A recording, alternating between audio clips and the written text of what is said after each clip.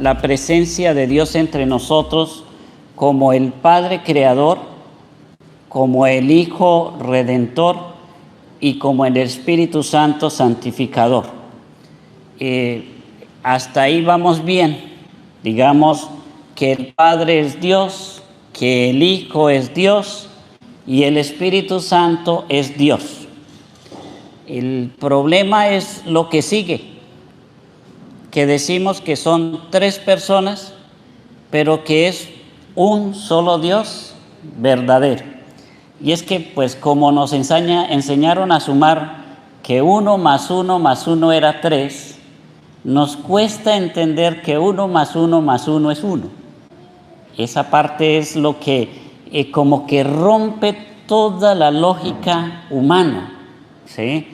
Rompe toda esa manera que nosotros tenemos de entender. Y es que si hay algo que caracteriza a Dios es la unidad, ¿sí? Es una esencia de Dios. Dios es uno y Dios es la fuente de la unidad en todo, en todo. Es decir, si yo me alejo de Dios, yo personalmente me alejo de Dios, me divido. Empiezo a tener divisiones personales. Empiezo a ser una persona en un lado y otra persona en otro lado. Empiezo a actuar de una manera en un lado y de otra manera en otro lado. Y a pesar de que soy uno, termino a veces diciendo que no entiendo por qué actué de esa manera, como que me desconozco a mí mismo, como si dentro de mí hubiera otro. Entonces, Dios es la fuente de la unidad de la persona y conserva nuestro ser, que es uno, como un solo ser. Si nos alejamos de Dios, entonces lo que viene a entrar a nuestra vida es el demonio, a influir en nuestra vida. Y el demonio lo que hace es dividir. Hagamos el mismo ejercicio en familia. La familia es una sola. Y creo que para los niños que se preparan para la primera comunión o para los chiquitines que no logran entender claramente cómo es eso que tres personas son un solo Dios, la comparación más clara es la familia. ¿Cuántos son en su familia? ¿Cuántas personas? El papá, la mamá, los hijos. Y sin embargo no son 5 familias, ni 7 familias, ni 3 familias. Son una sola familia. Es que Dios es familia. Ahora, cuando Dios está en su familia, Dios la conserva unida como una sola familia. Cuando Dios se aleja, Dios no se aleja. Cuando nosotros nos alejamos de Dios, nuestras familias empiezan a sufrir la división.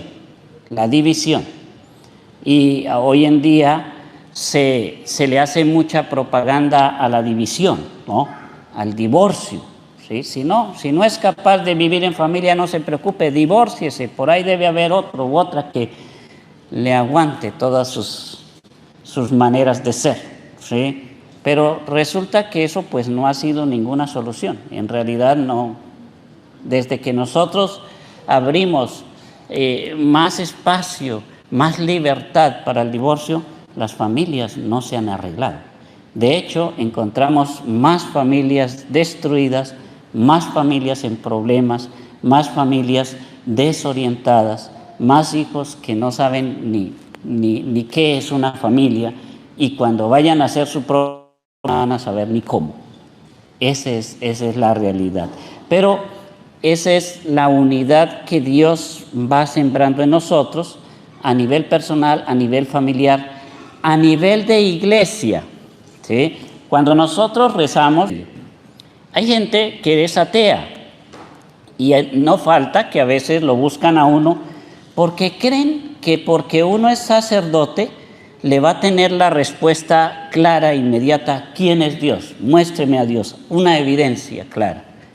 Y resulta que ni el sacerdote puede dar una razón completa de quién es Dios, porque si hay algo que nosotros tenemos que entender es que Dios nos supera.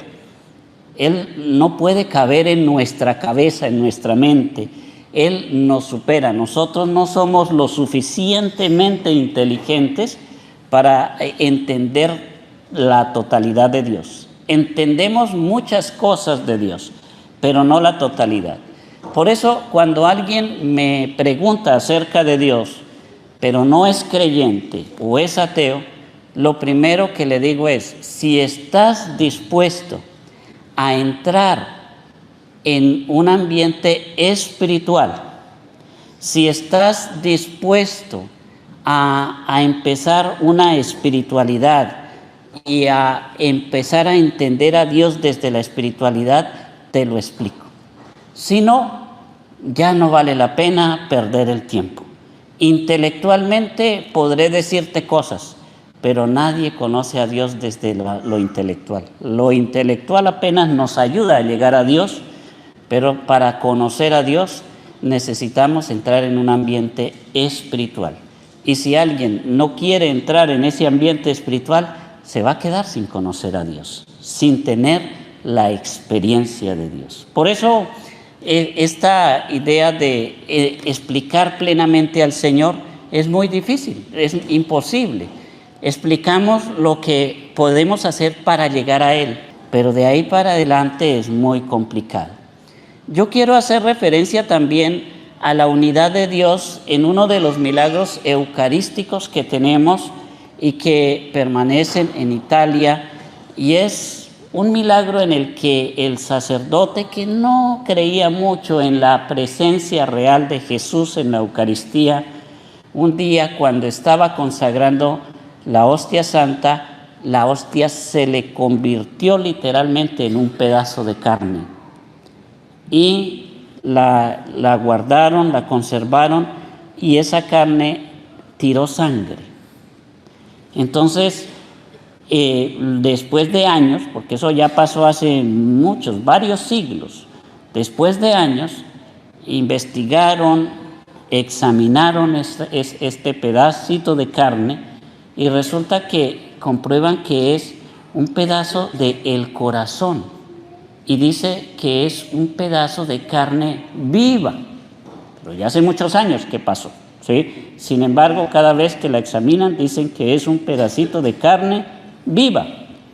Y además, lo que a mí me pareció como curioso es que la sangre se hizo como pequeñas bolitas, coágulos de sangre, que se fueron agrupando como en unas pequeñas esferitas de sangre, diríamos así, de diferentes tamaños.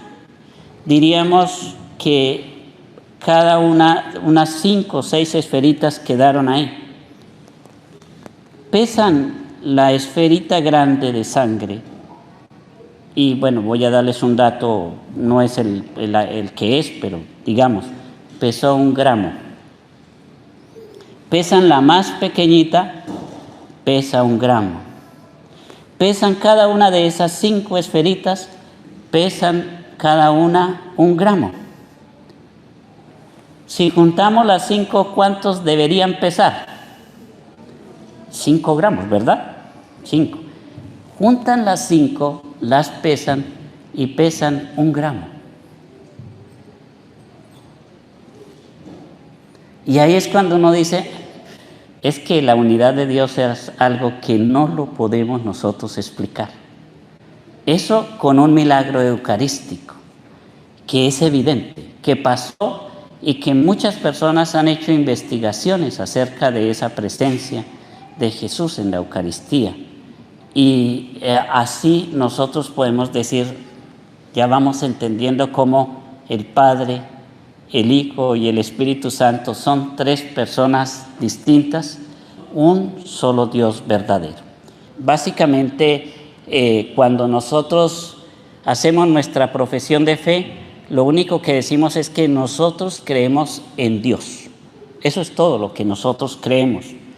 En el credo decimos que creemos en Dios, que es Padre Todopoderoso, Creador del cielo y de la tierra. que creemos en Jesucristo, su único Hijo, nuestro Señor. Y ya decimos que nació de Santa María Virgen y toda la historia de Jesús. Y luego decimos, creo en el Espíritu Santo, Señor y dador de vida, que con el Padre y el Hijo recibe una misma adoración y gloria y que habló por los profetas. Ese es nuestro credo. Nosotros básicamente, cuando nos preguntan en qué cree usted, las creencias católicas, nosotros básicamente creemos en Dios y en la manera como llegamos a Dios. Decimos, ¿cómo llegamos a Dios? Creo en la iglesia. A través de la iglesia yo llego a Dios. ¿Y cómo es esa iglesia? Es una, es santa. Santa porque la cabeza de la iglesia es Cristo y Cristo es santo. No por nosotros, porque nosotros sí hay Dios. Todavía nos falta mucho para ser santos, pero estamos llamados a ser santos, ¿sí? Católica, ¿qué quiere decir la iglesia católica? Católica es una palabra que significa universal, es para todos. Por eso me encanta cuando le pregunto a veces a algunas personas que no son católicas, que son cristianas de otra denominación, ¿a usted le gustaría ser católico? Y me dice, no.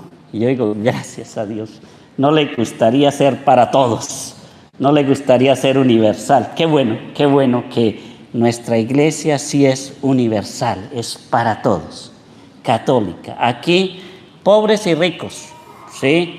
Y de todo color, y de toda situación social, y de todo país, ahí están en la iglesia católica. No hay distinción, no hay ninguna discriminación. La iglesia es de todos, es católica. Apostólica, porque nosotros venimos desde la tradición de los apóstoles, ¿sí? Por eso somos apostólicos. Cuando hablamos de la iglesia, hablamos que es el instrumento como llegamos a Dios. Pero básicamente nosotros creemos en Dios, que es Padre, Hijo y Espíritu Santo. Ahí viene otro asunto que pues es muy complicado de manejar, y es que hay gente que está revolviendo su fe católica, o sea, su fe en Dios, y le está metiendo otro tipo de creencias, ¿sí? Entonces ya creen en Dios, pero por ahí de vez en cuando van que le lean las cartas, que le adivinen esto, que le hagan una sesión de brujería, que le hagan una sesión de adivinación, que van a una casa donde hacen espiritismo, otros van y hasta la abuelita le hace la limpia con el huevo, y otros van a hacer no sé qué cosas, y otros ignorantes que creen que porque se le dice santo a las cosas son santas. Entonces tienen allá en su casa una imagen de la Santa Muerte, que es una clara devoción al demonio. La Santa Muerte es una clara devoción al demonio. Y sin embargo allá lo tienen en la casa y luego vienen aquí a comulgar, ¿sí? Pero igual, dice el apóstol San Pablo, el que come y bebe indignamente el cuerpo y la sangre de nuestro Señor, se traga su propia condenación. Así es de que purifiquemos nuestra vida de todo tipo de creencia que no sea Dios, porque hasta una hoja de sábila se vuelve creencia para muchos, y eso tenemos que purificarlo. Claramente nosotros tenemos que decir, creo en Dios, que es Padre, que es Hijo y que es Espíritu Santo.